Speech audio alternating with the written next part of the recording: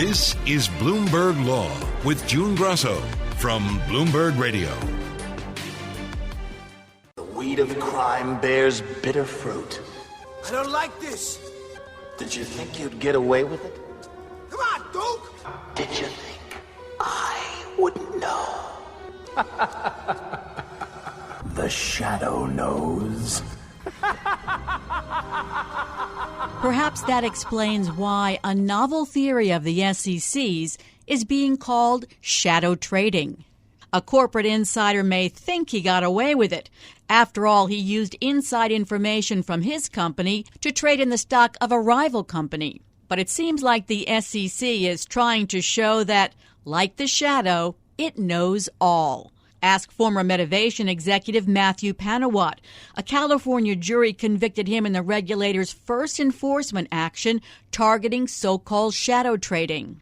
Joining me is securities law expert James Park, a professor at UCLA Law School. Jim, this case has been called groundbreaking.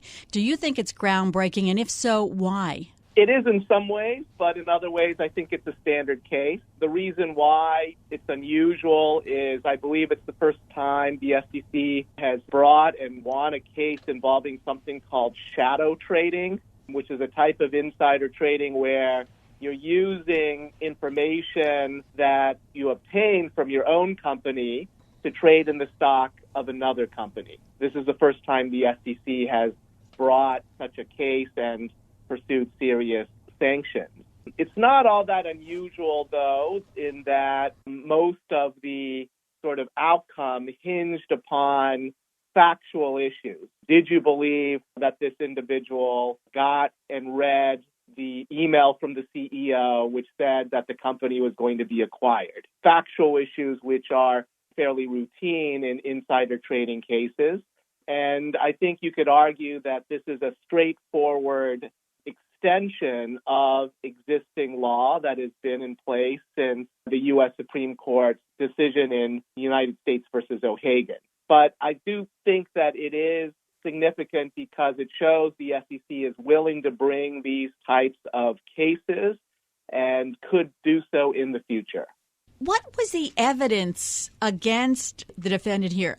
Some of the evidence was circumstantial. So they knew the CEO sent an email that included him and other individuals in the company. They didn't necessarily know, though, whether or not he read the email. And he claimed at trial that he did not read the email. But what they do know is that 7 minutes after the email was sent and would have been received, he spent $100,000 in options in this company that was likely to go up in price upon the announcement that his company would be acquired. And so that is circumstantial evidence. We don't know for a fact, 100% certainty that he actually knew of this inside information and that he read the email. But, that's what a jury's for. Does a jury believe his explanation for buying all of these options, which is that he read a research analyst report by Goldman Sachs and that he had been following this company for a long time? That's up to the jury. And recall that this is a civil case. It's not a criminal case where the SEC has to prove beyond a reasonable doubt that he violated Rule 10b-5, which is the major securities fraud provision that prohibits insider trading. They only have to prove by a preponderance of the evidence. The defense also argued that the SEC couldn't prove that Panawat had an intent to defraud or scienter because he didn't know it was illegal to trade in a company that wasn't his employer and didn't conduct business with his employer. So his attorney told the jury, the evidence will show that the entire SEC case is an attempt to put thoughts in Mr. Panawat's head that were not there when he made the trades. It's a substantial argument, and these cases depend on intent, and because we don't know for sure what someone's intent is, that's up for the jury to decide. And the jury looked at the evidence, and they believed circumstantially that he acted with bad intent. And, one fact in favor of the SEC is that he buys $100,000 in options. His purchases represented around 80% of the options trading in that stock on that particular day. That is very unusual. And The other point I would make is that ignorance of the law is not a defense. Even if you don't know all the ins and outs of insider trading law, which is complicated, that is not a defense to liability. Now, he does have an argument that I just was not conscious of doing anything wrong because, I didn't understand. I couldn't trade in the stock of other companies. And the fact of the matter is he signs the policy saying that you cannot use company information to trade in the securities of another publicly traded company. Now, I think Mr. Panawat would say, we sign all sorts of things when we join a new company. We may not read these things carefully, and I just didn't understand this. The jury could have decided you are accountable. You are accountable because you signed the policy, and because you signed it, you have to follow it. And if you're not following it, you're deceiving your company. And that sort of deception is a type of misappropriation of the company's confidential information. Another argument he could make might be I found a loophole and I'm gaming the system. I don't know how sympathetic the jury would be to that argument, but, that is the sort of argument that one could give some weight to, but the jury rejected those arguments. You mentioned the policy, the confidentiality agreement that Panawat signed. Could the SEC have brought this case without that confidentiality agreement?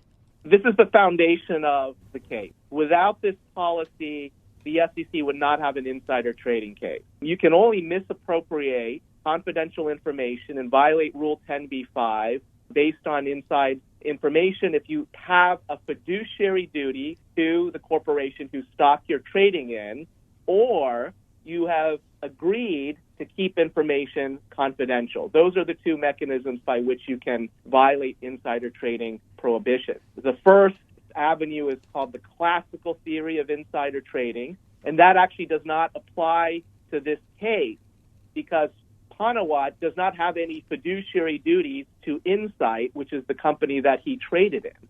He might have some fiduciary-like duties to his company, Medivation, but that's why, this is seen or was seen as a type of loophole. It gets you around the classical theory. But there's a second theory, which has just as much status, has been approved by the Supreme Court, called the misappropriation theory. And under that theory, the deception is when you sign a policy of confidentiality with your company, that commits you to complying with that policy. And if you deceptively trade in violation of that policy, you have violated Rule 10b-5. So it is absolutely essential that they had a policy that specified you cannot trade in the securities of another publicly traded company. If they did not have that policy and a general policy of confidentiality, the SEC would not have had a case. Many public companies are adopting these types of broad insider trading policies that cover securities of other publicly traded companies. Do you think that this case will survive an appeal, this theory?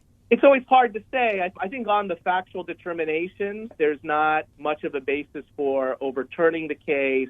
The vulnerable point to me, I think, is on scienter. I think that is the one argument that a judge on the Ninth Circuit or perhaps the Supreme Court could look at very closely on these facts and could be a little bit skeptical of the SEC's theory of the case. On the other hand, these are typically factual matters. Scienter fraudulent intent is a matter for the jury, and many appellate courts will defer to that, and the Supreme Court may not think of this as a good vessel for clarifying the boundaries of insider trading law. The SEC has been criticized for pushing into new territory and stretching its enforcement powers beyond its jurisdiction. For example, bringing cases over a McDonald's CEO's relationship with an employee, the workplace culture at a video game developer, and several cutting-edge cases to gain greater control over cryptocurrency. That is the criticism. And one response the SEC might have is that these are novel problems. And the reason we were not addressing them before is the SEC was too passive. We need to get out there. We need to enforce the law to novel situations and educate people about what the law is. You can't simply ignore these broader standards and principles. And if you're applying the definition of insider trading in this appropriation and security and good faith, you would know that in some cases that there are violations of securities law. Now, the argument on the other side is that Certainly, the SEC has become more aggressive and I would say more entrepreneurial in certain ways. And part of that is that you have a more expansive, aggressive regulatory policy, and enforcement is a way to develop that policy. And, there are positives and negatives, I think. But recall that there are times when the SEC is criticized as too passive, too much of a bureaucracy captured by the industry because the lawyers want to get good jobs with law firms. And so, I think either way, if you're too passive, if you're too aggressive, the SEC is going to face some criticism for its enforcement policies. But I would say that I do think that this administration, for better or worse, has implemented a more entrepreneurial or aggressive approach to enforcement. Finally, how big a victory is this for the SEC? A 10 on a 10 scale or 5? It's a big victory. Every trial win is a big thing and a good thing for the SEC because you're not just settling cases. That's the criticism of the SEC, is that too often they just settle cases. The defendant doesn't admit to wrongdoing or deny it, and the SEC has been afraid or doesn't have the resources to actually go in front of judges and juries and test their theory. So I think this is very significant, and, along with their win in the Coinbase motion to dismiss, it's been a good few weeks for the SEC. And these are needed wins because when you're getting criticized for stretching the law, regulating by enforcement, the surest response is winning cases in court. And, they have won these cases. They need to keep litigating cases and winning them fairly consistently in order to enhance the legitimacy of their enforcement efforts. Thanks so much, Jim. That's Professor James Park of UCLA Law School. Coming up, the 2024 election is already being fought out in the courts. I'm June Grasso, and you're listening to Bloomberg. That was a rigged election, and it's a shame that we had to go through it. It's very bad for our country. We've heard that false claim from Donald Trump about the 2020 presidential election over and over and over, despite the fact that 60 court cases found no evidence of fraud or illegality. It seems to be part of Trump's repertoire. The election is being rigged by corrupt media pushing false allegations and outright lies in an effort to elect Hillary Clinton president. Of course, he dropped those rigged election claims after he won, but they're just below the surface of this year's election. Republicans must win. We want to landslide. We want it to be too big to rig. Will there be a repeat this year of the litigation frenzy that followed the 2020 election? Well, the election is more than 6 months away, but political groups are filing so many lawsuits over voting rules that the numbers could reach the records set in that bitterly contested election. The Democratic and Republican parties have raised about $41.3 million to spend on court fights, and nonprofits, including some dark money groups, have likely raised hundreds of millions more. Joining me is elections law expert Derek Muller, a professor at Notre Dame Law School. Fighting over election rules in court is big business for lawyers and the groups challenging them. Just how big? So we know that the political parties can collect significant amounts of money earmarked, designated for election expenses. So the RNC and DNC have large pools of money, that are upwards of $100 million a year now to be thinking about these kinds of expenditures. So they have significant funds that they can use to involve themselves in litigation, to start litigation, to intervene in litigation. But it's not even just the parties. The growth of additional 501c3s, nonprofits, organizations dedicated to rooting out voter fraud or protecting democracy or whatever we might label the organizations. And those, we don't even have a sense of the scope and scale of these things. So it's significant amounts of money coming into the system specifically for litigation.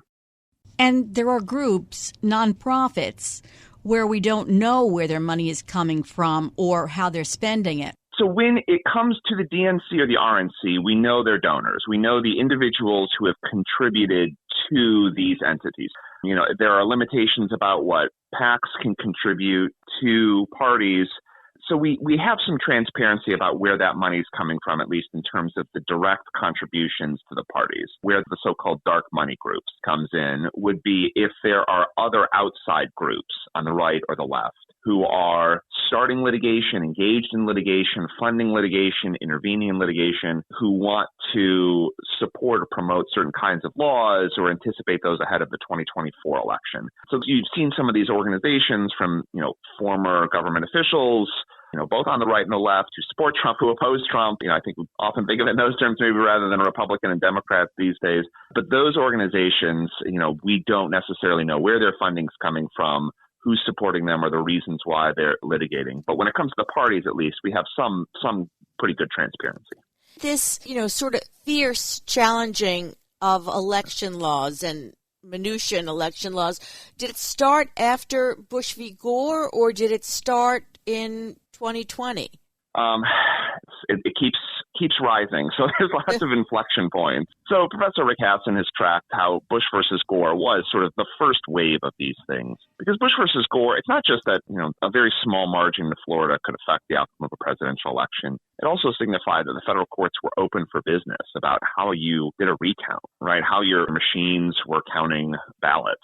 So we see a steady uptick in election litigation after the 2000 election. But again, there are different inflection points that arise, throughout this period of time as states introduce voter identification laws, and those become a sort of rallying cry and a challenging point for different groups or different legislatures. We see just a significant uptick in litigation around those things. The Omnibus Bill of 2014-2015 creates this mechanism for more funding in elections. After the 2016 election, we see Green Party candidate Jill Stein pressing for recounts around the United States. In 2020, we see the run-up to the election is a lot of changes due to COVID, and then there's just tons of litigation being filed to challenge the rules or to request accommodations from the rules, followed by all of those challenges after the 2020 election. So every cycle just seems to be bringing its own new challenges, new crises, new rallying points to fundraise off of. A lot of election laws that were enacted by legislatures in the past that might have been ignored or sort of just moved beyond, and party organizers would have accommodated them or handled them, now are being challenged. Almost any change to your election machinery in very basic terms, from the buying of a machine to the list maintenance of your voter rolls, gets challenged by some group on the right or the left. So we're just seeing this escalation. Again, I think part of it is the availability of funding, and maybe part of it is the awareness that parties think that very small differences can matter. And so they want to challenge as much as they can, anticipating that a small change might matter in their election. And are the big groups that are challenging and defending these laws, are they all tied to a party or a candidate? Are any of them independent? So a number are at least ostensibly independent, right? But a number of them do tend to file on one side or the other. So some of them will have former Republican officials, think about restoring integrity and trust in elections, the Honest Elections Project, or things like that. Or some of them will have former Democratic officials, sort of never Trump officials who are participating. Some of them, States United Democracy Center, Protect Democracy, or some of these organizations tend to file much more heavily on the Democratic side than the Republican side.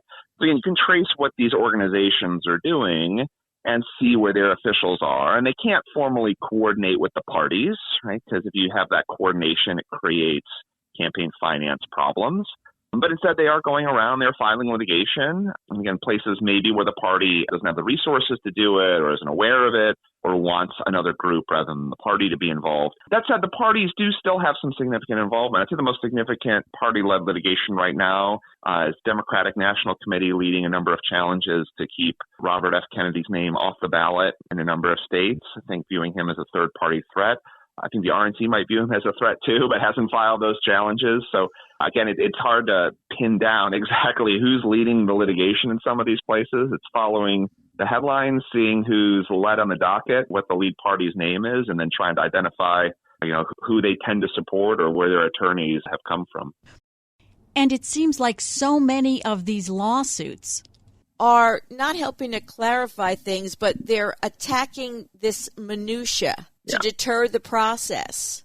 So I think about this from kind of an economic standpoint. If you have limited resources to challenge the rules governing elections, you are going to challenge the things that you think are the biggest deal, right? The most important ones, the ones that you think are really, truly changing the game. And that's also the case that if you didn't have money earmarked for litigation, as a campaign, you would have to make a judgment call. Do I think this $250,000 is better spent on advertisements in our district or on litigating, this absentee voter rule or this Dropbox rule or whatever it is. So in the past, you would focus your resources on those things that were the most salient issues that you thought had the highest likelihood of winning, and those things that you thought were better uses of resources than sort of ordinary political expenses. Now, when you earmark the funds, you are saying this money is for only litigation. These contributions can only be for litigation purposes. So you don't have to make that trade-off. And the more resources you have, the more money you have to spend on litigation, then the more things you can challenge. And the more things you challenge, by definition, you are challenging weaker and weaker claims or more and more marginal claims, more and more minutia of elections to say, we're dealing with a very small subset of what we think could be at stake here. So we can say, at a very high level, of course, we want elections to be run fairly and with integrity. We want every eligible voter to have a reasonable opportunity to vote, and we don't want that vote unreasonably burdened. But we now expect a lot of things, even what we could describe as fairly small things, about how elections are run, how counties are purchasing voting equipment or the methods they use to tabulate ballots are just being routinely challenged. So many of these lawsuits just don't go anywhere. They're not going to end up being successful, or even if they're successful at the district court level, they're likely to be reversed on appeal. So we're watching that escalation and trying to calculate what's the actual added value at the end of the day, how much of it is win-loss rate, and how much of it is convincing donors or convincing those who you fundraise from to say, hey, we've filed a lawsuit. We're fighting the fight, and even if we lose, the point is we're fighting. So that's been a change in the dynamic, I would say, over the last couple of decades. So could this year be worse in terms of election litigation than the seemingly endless litigation we saw in 2020? Well, it could be. It always depends on how close it is, right? The closer the margin, the more litigation. Now, we say that, 2020 in a way wasn't particularly close because you would have had to flip several states with somewhat significant margins of victory in those jurisdictions, even after a recount in places like Georgia. So we'll have to see, if it's a Republican loss or an apparent Republican loss. There are a number of attorneys who promoted things in 2020 and filed lawsuits who are facing sanctions or have been disbarred. And I don't know if that's going to be sobering for attorneys on the Republican side to think about the quality of the claims they bring. And again, it depends on the size of the loss, the scope of the loss. And many of the strategies in 2020 turned on allegations that states changed their laws in the middle of the pandemic inappropriately. You're not going to see that kind of dynamic effect in 2024. And there are changes to the Electoral Count Reform Act that sort of tighten some of the deadlines and force governors to submit certificates in an earlier and more timely fashion. So I think there's a decent chance we would see less litigation on that front. For Democrats in a close loss, again, it's hard to know exactly what that would look like. How many resources would be focused on certain jurisdictions to allege there are violations of federal law. Again, I think it depends on the kinds of jurisdictions where places like Pennsylvania, where you have more disparate methods in how ballots are counted across counties, you have more opportunities to bring those challenges and to try to get more absentee or other kinds of ballots counted, which might redound to the benefits of whichever candidate is trailing at the time. But it's a high degree of uncertainty. We might see more in 2024. And, I go back to the 2000 election. We didn't see a lot of states with litigation. We just saw a lot of litigation concentrated in one state. I think the thing about 2020 that was more remarkable was seeing how diffuse and spread out the litigation was. I think that's less likely to see that kind of litigation spread out. But if the election turns on a close result in one or two states and not just 4 or 5 states, I would not be surprised to see a significant uptick in litigation. So I guess what we do is hope for wide margins. Thanks so much for your insights, Derek. That's Professor Derek Muller of Notre Dame Law School. I'm June Grasso, and you're listening to Bloomberg.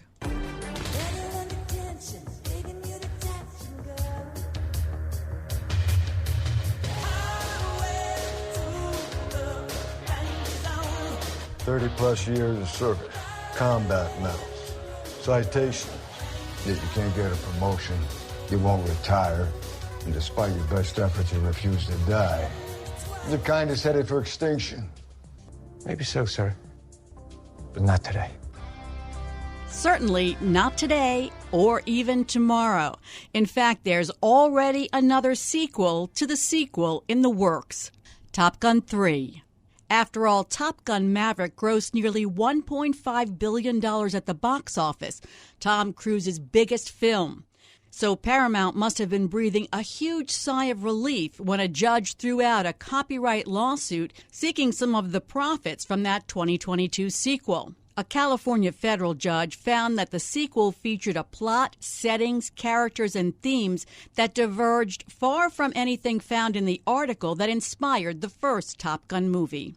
Here to unravel all this is intellectual property litigator Terrence Ross, a partner at Catton Muchin Rosenman. Terry, this suit was by the heirs of the writer who wrote the article that inspired the original movie. Why were they suing Paramount over Top Gun Maverick? Way back in 1983, Ehud Yunay wrote this article in California Magazine on the Top Gun program down at the U.S. Navy Fighter Weapons School, but wrote it in sort of an interesting way where he wrote it from the perspective of a pilot in his backseat going through the program. And it caught somebody's eye in Hollywood, and Paramount went out and got an assignment of rights for a movie from him. When I look at such agreements, I was focused on what's the credit being called for, at the end of the movie. And he got like the lowest possible credit you could get, which is suggested by a story written by Ehud Yunay. I mean, suggested by is like the lowest language you can get and still get some sort of credit. But they had complete rights in the article for purposes of the movie, and they went out and made the movie. Unclear whether they really needed those rights, but they did it. So the United States Copyright Act has a provision in it that allows heirs to a copyright to terminate a license in the copyright years after the license was given, on sort of the theory that young up-and-coming writers, artists often get cheated in these licenses, and so we have to leave a window of opportunity later on if the work has been worth something for them to recover some value, so they're allowed to terminate the license. And after Yonay's death in 2018, his son and widow did exactly that. They sent a letter to Paramount saying they've terminated the rights in the 1983 California Magazine article because they had seen somewhere that there was a sequel being worked on. And that sort of got us up to the Top Gun Maverick, the sequel. The judge seemed to address every possible angle here. One thing he said was similarities between the two works based on facts can't be protected.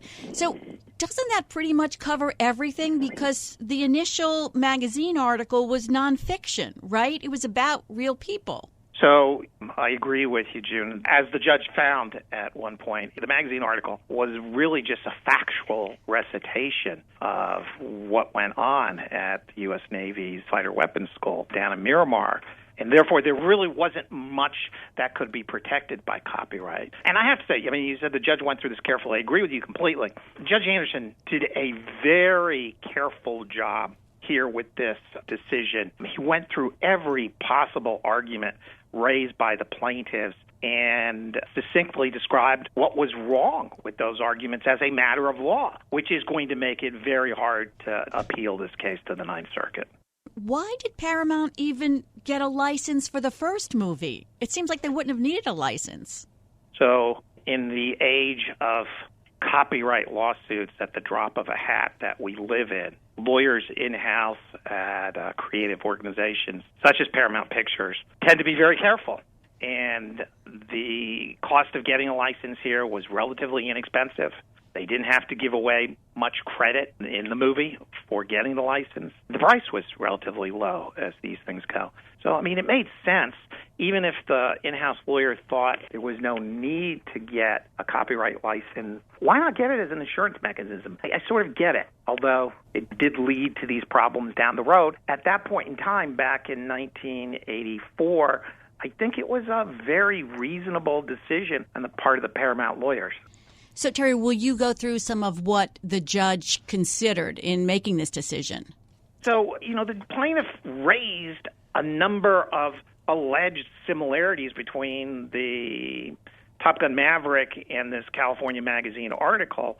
I think I saw somewhere in the opinion that was on the order of magnitude of 70 different alleged similarity. And the judge sort of said they all fit into certain categories. And he went through them category by category and pointed out there are certain things that are just not protected by copyright. We talked about facts. They're not protected. So the fact that there is this Top Gun program, the fact that Navy pilots that are selected to go through it are the best in the Navy, those are all factual elements that get no protection whatsoever. But then there are literary expression elements that also get no protection. So general plot ideas, a murder mystery, you can't protect that. Stock characters, the detective solving the mystery, the British secret agent, you don't get protection for that. And then there are certain savoir-faire, which are sort of situations that arise naturally out of the plot. So if you've got a World War II drama set in Europe, the bad guys are going to be Nazis, right? And they're going to be wearing swastikas. You don't get to copyright that. All of those things are unprotected. And the bulk of what was in the California Magazine article, which is the allegedly infringed work, fit into a category such as that. The plaintiff's attorney said they disagree with the court's ruling, particularly on summary judgment, and they will appeal. Now, the Ninth Circuit has warned against dismissing copyright lawsuits before allowing experts to testify, and here the judge excluded testimony from the plaintiff's expert. How does that play in? So the Ninth Circuit has cautioned district court judges about dismissing copyright lawsuits at too early a point in the case, particularly prior to a jury trial. The defendants had brought a motion to dismiss right after the complaint was filed, the earliest possible time to get a dismissal. It's basically an attack on the pleading itself, saying the way you've pled this doesn't amount to a cognizable legal claim. And the court had heard that way back in November of 2022, if I recall correctly, and said, oh, look, this is way too early. I think within the four corners of the complaint, the judge said, within this, I think there's enough to make out a cognizable legal claim, but I'm not going to comment upon where this might go in the future. So we go through discovery, we get expert reports, and Paramount comes back at the end of discovery, the last thing you do before the jury trial, and files a motion for summary judgment and says, Your Honor, we're back. You said we needed to allow the facts to be developed and get expert testimony. We did. And we say this is still not a legally cognizable claim, and therefore we should be entitled to summary judgment. And at that point, I think the judge was perfectly within his rights to consider such a motion. And given what we now know about those various alleged points of infringement, I think the judge got it right and was allowed to do this on summary judgment. Now, there's a second question that's raised by the plaintiff, which is, well, yes, you did allow experts to give testimony, but you refused to accept the testimony of our expert. This is where it gets complicated. In my view, it was not that the plaintiff wasn't allowed to put up expert testimony. In my view, and I think in the judge's view, the plaintiff, copyright owners, put up expert testimony that wasn't competent and relevant to the case. The expert for the plaintiff had failed to take into account any of these defenses to copyright infringement, that they're just facts, that their savoir-faire, that they're non-protectable elements. The expert for the plaintiff had just assumed everything was copyrightable. And the judge said, that's what this case is all about, whether or not it's copyrightable, whether it's protectable in the first place. You can't assume that away. Therefore, your expert opinion is of no value here, and we're not going to allow it. And I, again, think the judge got that right. And therefore, I really do not think that that's a legitimate complaint on appeal. I'm sure the plaintiffs will appeal to the Ninth Circuit and raise this point, but judges have enormous discretion at the trial court level into what testimony they will allow into evidence, what they will not, and I just don't see the Ninth Circuit overturning his decision here. And let me just say that you are on record that when we discussed this case, when the suit was first filed, you said it wasn't going to fly, so to speak. So I just want to credit you for that, Terry. Well, I appreciate the credit. Not that it gets you anything. When you've been doing this as long as I have, you sort of get a flavor for the types of cases that get brought. And, one of the really telling things to me was the plaintiffs were only able to identify a single sentence, and the sentence is being generous because it's only a two-word sentence, a single sentence of dialogue that was similar between the article and Top Gun Maverick, the sequel.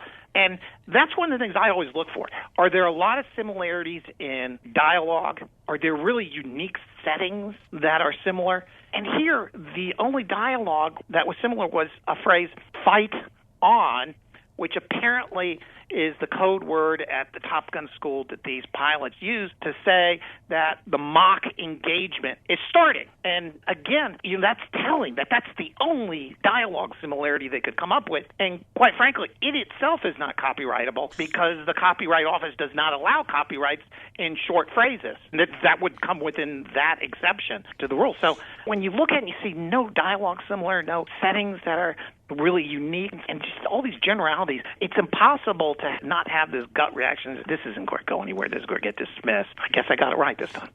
You always get it right. But why appeal then? I'd say they're looking for some sort of settlement, but is Paramount going to want to settle when Top Gun 3 is coming out?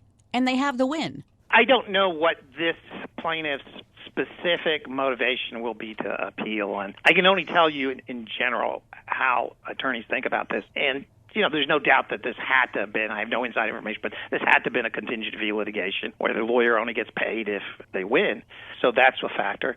Second, Top Gun Maverick made an enormous amount of money. I believe the box office gross was $1.5 billion. Yep. And I think it had to do something with the timing of being one of the first released after the pandemic, and people are coming back in theaters and desperate for content. But if you can believe this, June, that is the largest gross of any Tom Cruise movie of all time. It's bigger than the Jack Reacher movies. It's bigger than any of the, I don't know, we're up to 6 or 7 Mission Impossible series. And this is an enormous amount of money.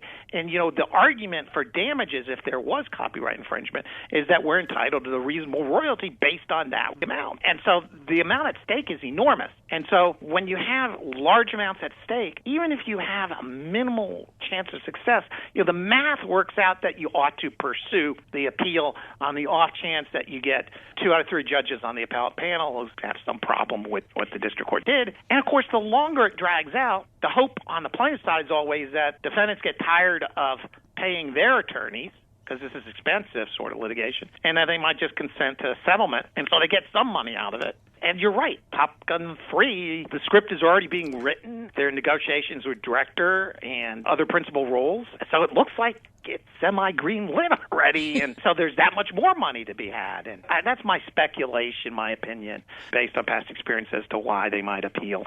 Well, you have a winning record on this show, Terry, so I trust your opinions. Thanks so much. That's Terrence Ross of Kattenuch and Rosenman. And that's it for this edition of the Bloomberg Law Podcast. Remember, you can always get the latest legal news by subscribing and listening to the show on Apple Podcasts, Spotify, and at Bloomberg.com/podcast/law. I'm June Grasso, and this is Bloomberg.